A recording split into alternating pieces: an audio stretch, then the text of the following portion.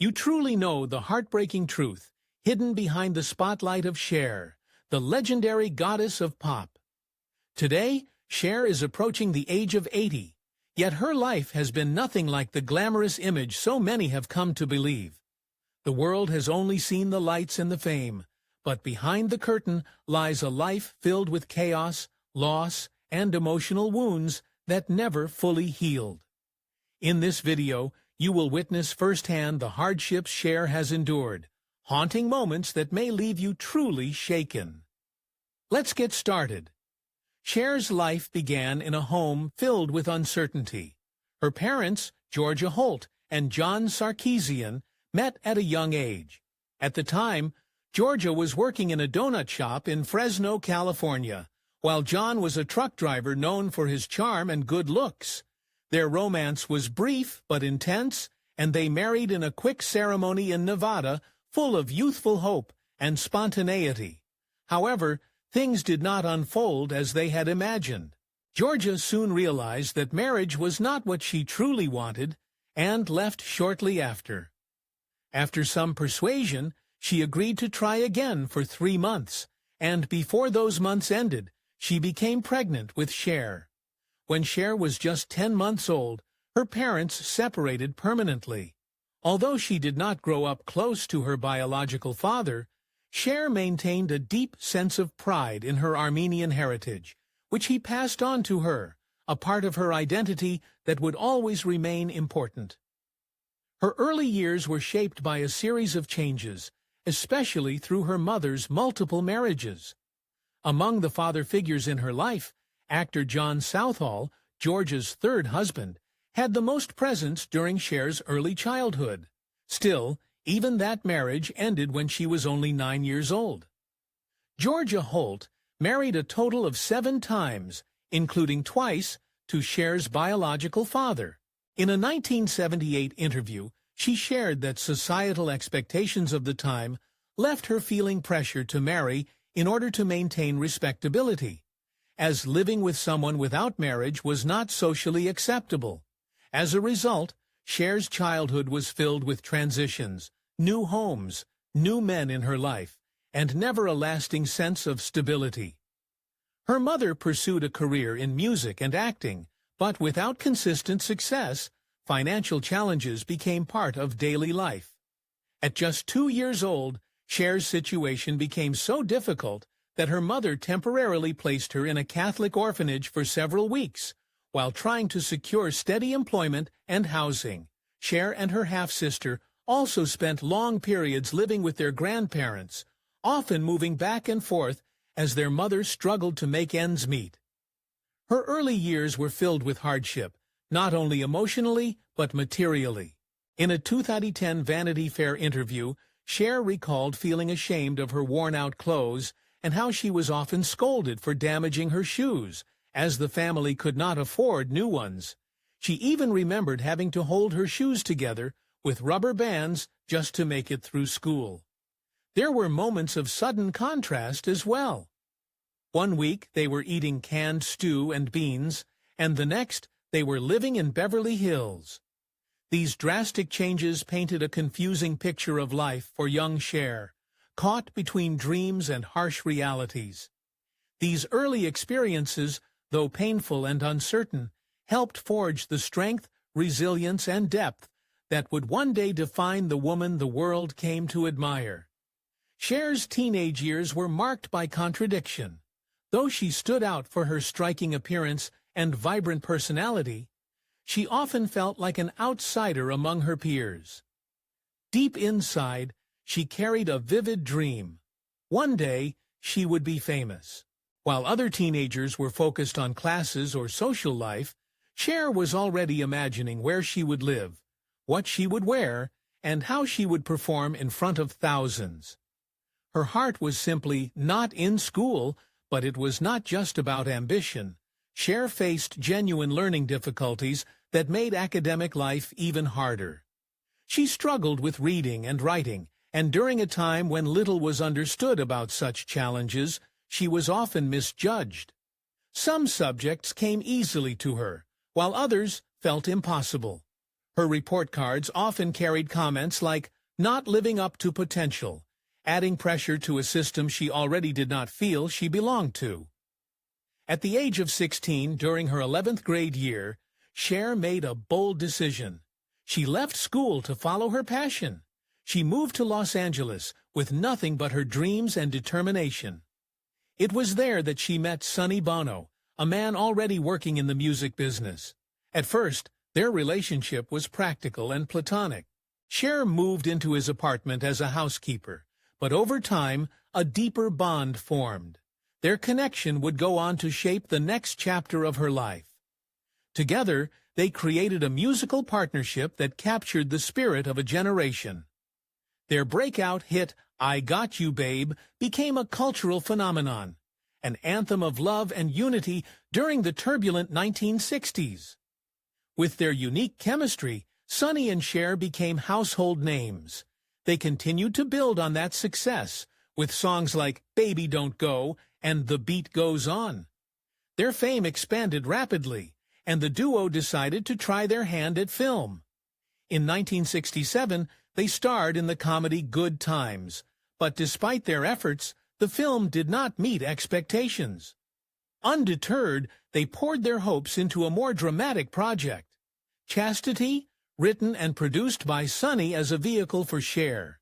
But again, the outcome was disappointing, artistically and financially, putting both of them under significant pressure.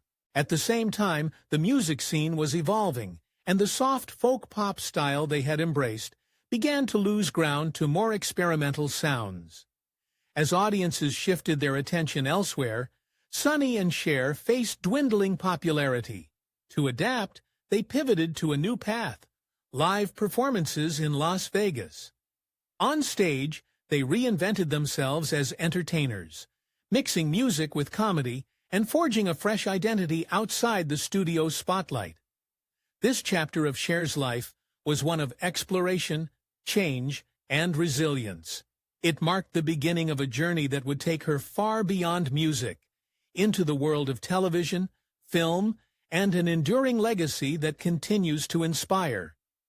In the face of growing financial difficulties, Cher and Sonny made a bold move. They reinvented themselves as a live nightclub act in Las Vegas. It was a significant shift, marking their transition from pop chart toppers to seasoned stage entertainers. And while this pivot was born out of necessity, it unexpectedly became the beginning of something new. Ironically, it was their Las Vegas lounge act, filled with music, sharp wit, and playful banter that brought them back into the spotlight. The unique dynamic between them, especially Cher's clever and dry, humid comebacks, gave the act a special spark. Audiences loved the contrast, and soon television took notice. In 1971, the Sonny and Cher Comedy Hour premiered, and almost immediately it became a rating success. Others across the country were drawn to their chemistry, their humor, and their timeless songs. But behind the scenes, their personal relationship was under increasing strain. While both had developed personal lives outside of their marriage, the emotional distance between them had grown. Cher would later reflect on how difficult it became to pretend everything was fine. Still, they chose to stay together, for the sake of their careers, their public image, and the empire they had built side by side. There was a point where their personal and professional lives were so entangled that even those closest to them could not always tell where the performance ended and real life began. According to a diary entry written by Sonny in 1973, he acknowledged that maintaining the appearance of being a couple was at that time part of what kept everything else in place. But living under that kind of emotional pressure comes at a cost. By 1974, it became impossible to keep the facade intact. Cher eventually filed for divorce, and in 1975, their legal partnership, as well as their marriage, came to an end. Not follow was not only a personal separation, but a deeply challenging moment in Cher's life. For years, she had trusted Sonny to manage the financial and business side of their work, focusing instead on performing. As a result, when their partnership dissolved, she found herself in a difficult financial situation. She left the marriage with very little and was faced with significant financial burdens. It was a heartbreaking turn for someone who had given so much to the partnership, not just her talent, but years of dedication. Their split marked the end of an era, and while it would become the beginning of her solo rise, it came at a heavy emotional and financial price. This chapter in Cher's life was one of painful transition, letting go of a bond that had defined her for over a decade and starting over with nothing but her resilience, her voice, and a will to survive. The world saw her shine on television, but few knew the storm she was weathering behind the curtain. After the end of her partnership with Sonny, Cher stood at a crossroads. For the first time in many years, she was stepping into the spotlight alone, with no partner to lean on, no financial cushion, and a career that many assumed would fade without the duo that made her famous. But Cher, true to her nature, refused to disappear. She launched her own television show, simply titled Cher. It was a leap into the unknown, especially after being told that she would not succeed without Sonny by her side. But in a twist that surprised even her, the show was a hit. Audiences embraced her as a solo performer, proving that her star power had never depended on anyone else. At the same time, Sonny attempted to launch his own program, the Sonny Comedy Review. But while Cher's show flourished, Sonny struggled and was eventually canceled after just one season. Their professional paths, once so closely aligned, had now diverged. Though she had found success on television, Cher's journey in music was far more difficult. Her 1975 album Stars barely made an impact, landing low on the charts. Her next release, I'd Rather Believe in You in 1976, fared even worse, failing to chart altogether. Still, she pressed forward. In 1977, she released Cherished, but the result was heartbreakingly familiar. Despite her efforts, the album did not connect with listeners, and again, it failed to chart. Adding to the challenge, she embarked on a musical collaboration with her new husband, Southern rock musician Gregg Allman. Together, they recorded the album To the Hard Way, credited to Allman and Woman. But the album did not generate excitement among fans of either artist. Its reception was cold, and the project quickly faded. By 1978, Cher's career seemed to be losing momentum. Warner Brothers ultimately ended their contract with her, and a period of uncertainty followed. This chapter in Cher's life was one of quiet struggle, fighting to prove herself once more in an industry that often celebrates reinvention but rarely makes room for it. It was a test not just of her talent, but of her resilience. She had shown the world she could rise after personal loss. Now she had to rise again, this time from the weight of professional setbacks that threatened to dim her light. Shortly after finalizing her divorce from Sonny, Cher's life took another unexpected turn. In 1975, she entered into a whirlwind romance with Gregg Allman, the acclaimed Southern rock musician and frontman of the Allman Brothers Band. 3 days after her separation from Sonny became official, she and Gregg decided to marry. What seemed like a new beginning soon became a deeply turbulent chapter. Only 9 days after the wedding, Cher filed for separation.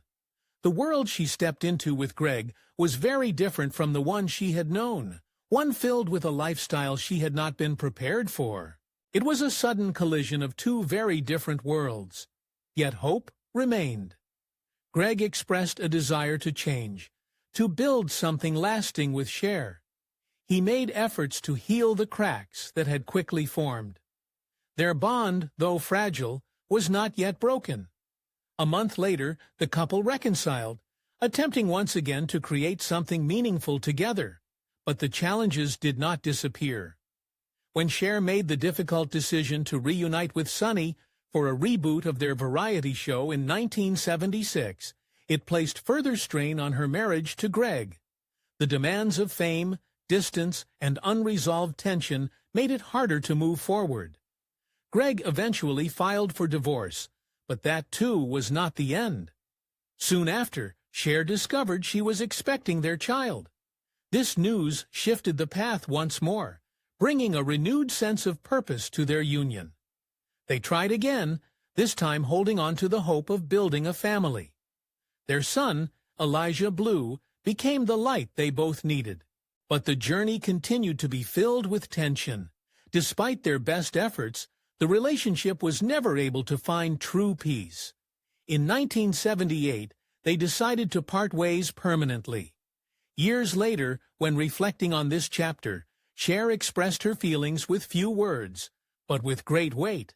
The connection they had was deep, but their time together was filled with challenges that left lasting marks on both their lives. Through it all, Cher continued to carry herself with grace. She held on to the memories, both joyful and painful, and moved forward one step at a time. This chapter was not just about a marriage that did not work. It was about trying, hoping, and facing hard truths. It was about learning that love sometimes is not enough, even when the heart is willing. During the end of her marriage to Gregg Allman, Cher once again found herself at a crossroads. Her music career was struggling, and the industry she had once ruled seemed to be moving on without her. But she was never one to give up. Determined to revive her voice in a world that was rapidly changing, Cher signed with Casablanca Records, an iconic label known for its strong presence in the disco era. Though she had always identified more closely with rock music, Cher agreed to explore a new sound. She recorded Take Me Home, embracing the rhythms and aesthetics of disco. Ironically, the very genre she had once hesitated to embrace became the one that brought her back into the spotlight. The title track, Take Me Home, turned into a much-needed hit. It was bold, glamorous, and completely different from anything she had done before. And it worked. With that success, Cher found herself once again in the public eye, this time reimagined as a disco diva. Her image evolved, drawing comparisons to the reigning queens of the genre. And she stepped confidently into this new chapter. But staying on top would prove just as difficult as getting there. Later that same year, she released another album titled Prisoner. Originally intended to showcase both her rock and disco sides, the project struggled to find balance. Cher's desire to include more personal, less dance-driven material clashed with the label's expectations. As a result, the album failed to make a significant impact and did not chart. Still undeterred, Cher followed her heart and shifted focus once again, this time back to her roots in rock music. In 1980, she formed a band called Black Rose, performing alongside her then-partner and guitarist, Les Dudek. The band aimed to deliver a raw, authentic rock experience with a harder sound and rebellious edge. It was a chance for Cher to finally shine as the frontwoman of a true rock band, a long-held dream. But there was one unexpected hurdle. The album did not bear her name on the cover. Many fans did not realize it was her behind the powerful vocals, and the project quickly faded from view. The record sales were disappointing, and the band quietly dissolved. By 1982, both the musical collaboration and her personal relationship had come to an end. Yet even in these moments of setback, Cher never lost her resolve. She kept moving forward, willing to try new directions, always searching for the sound and space where she could once again feel at home. This chapter in her life was filled with trial and error, highs and lows, but it also revealed the very essence of who Cher was and is. A woman who refuses to stand still, a performer who reinvents, rebuilds, and rises again, even when the world is not watching. After facing challenges in music and personal heartbreaks, Cher made a courageous decision.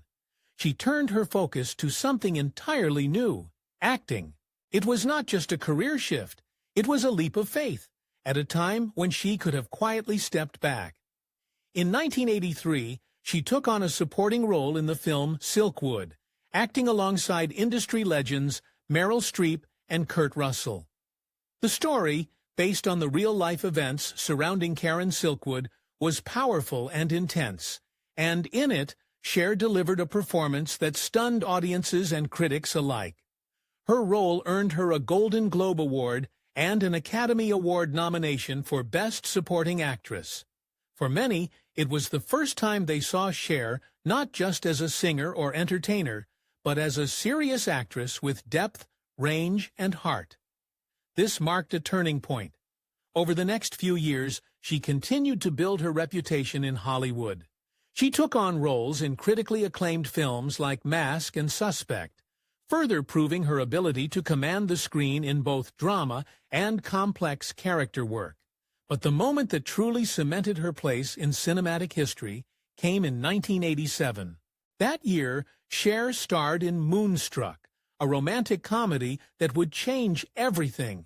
Playing the role of Loretta Castorini, a widowed Italian-American woman torn between reason and passion, Cher gave a performance that was both charming and deeply moving.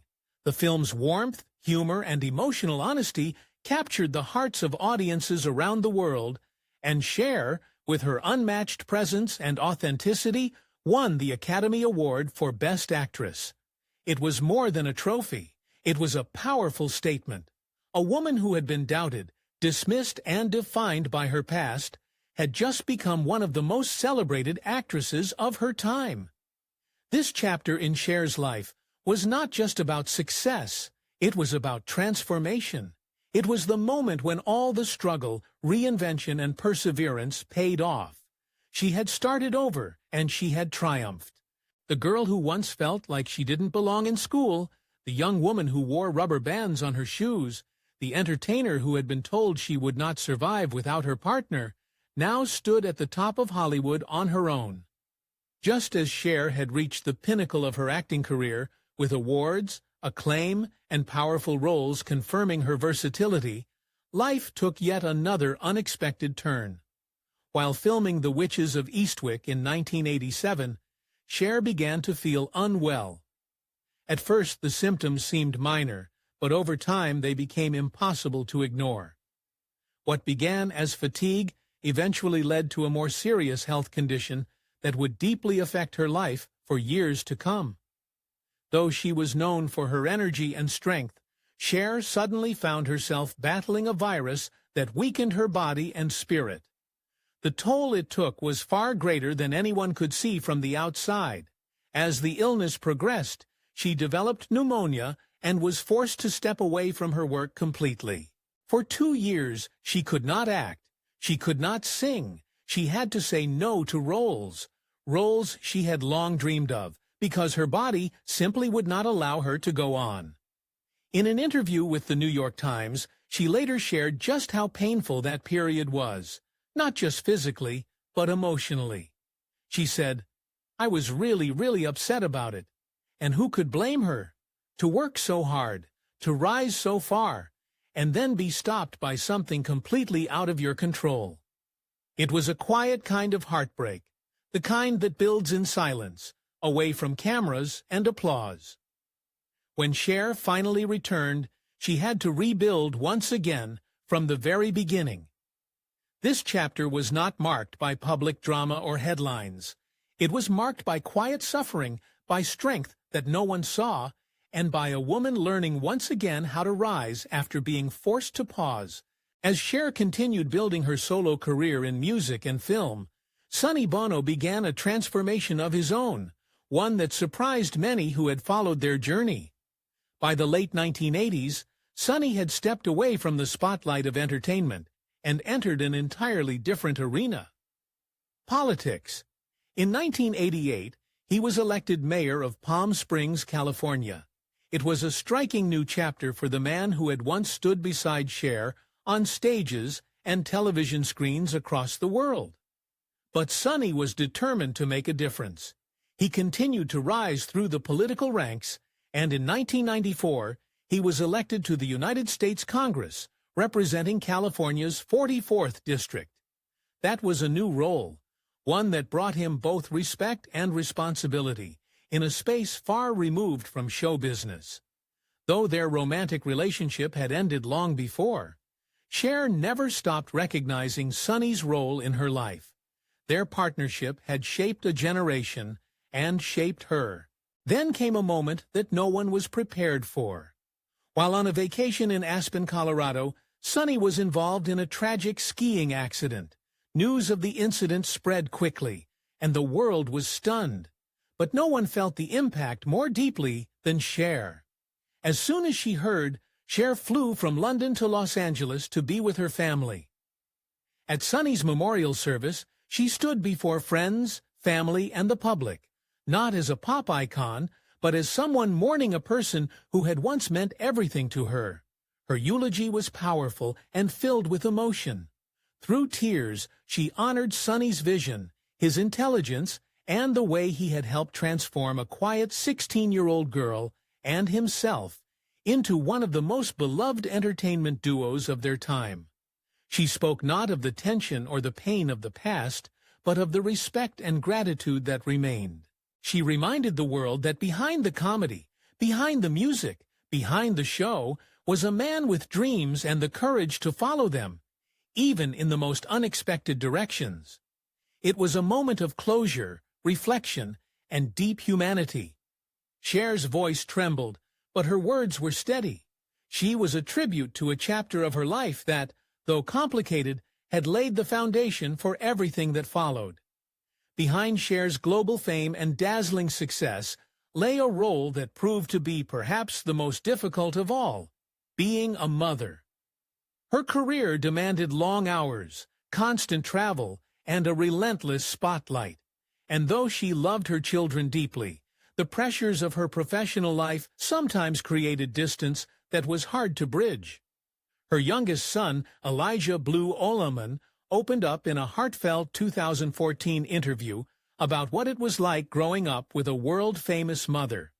At the age of just 7, he was sent to boarding school, a decision that, for a young child, felt like abandonment. When you go to boarding school at 7 years old, it's kind of hard to feel like you're not being shunned, Elijah said, expressing the quiet pain he carried from those early years. The separation during such a formative time left a lasting mark on his heart. Though now an adult, Elijah admitted he was still processing the emotions from his childhood. "I'm at an age where I'm making peace with it.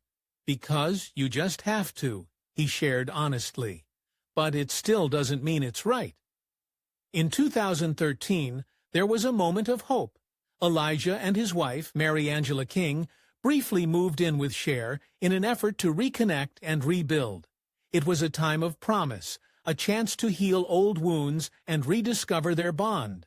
At life, as it often does, complicated things. A dispute, details of which were never made public, caused the fragile connection to fracture again. And once more, the mother and son found themselves distant. Still, Elijah did not speak with bitterness. He described their relationship as a work in progress, acknowledging that while much had been resolved, some things remained unspoken. "When you're an adult," he explained, "you take on a different sort of tone than when you're an adolescent. But there's unresolved stuff, for sure." And yet, through it all, one thing remained clear. Elijah loved and admired his mother deeply. "She's really talented. She's gorgeous. I mean, she's Cher. It's not to love," he said with quiet sincerity. Their story is not one of perfect reconciliation, but of human complexity, of a mother and son, finding their way through the shadows of time, fame, and pain. It is a reminder that behind every icon is a person, and behind every person, a journey. Elijah's path as a mother was not defined by tradition. Her life on stage, her constant movement, and the demands of stardom often left little space for a conventional family life. But her love for her children remained constant, even when the journey to understanding was not easy. Her first child with Sonny Bono, born Chastity Son Bono, would one day begin a deeply personal transformation, one that would test both their bond and their ability to grow together. In the late 2000s, Chastity began the process of transitioning from female to male, choosing to live as Chaz Bono. It was a journey of self-discovery, courage, and authenticity. For Chaz, it meant finally stepping into his true identity. But for Cher, the process brought a wave of emotion, uncertainty, and fear. Even though Cher had long been celebrated as a symbol of acceptance and strength in the LGBTQ community, she admitted that Chaz's transition was not easy for her at first. She wrestled with the emotions of letting go of the daughter she had known, and the unknowns of the son she was just beginning to understand. In an interview with Pride Source, Cher candidly shared, "I did not go through it that easily." She expressed her initial fears, wondering who Chaz would become, and whether she would lose a part of her child in the process. But something more powerful than confusion began to take shape. Love.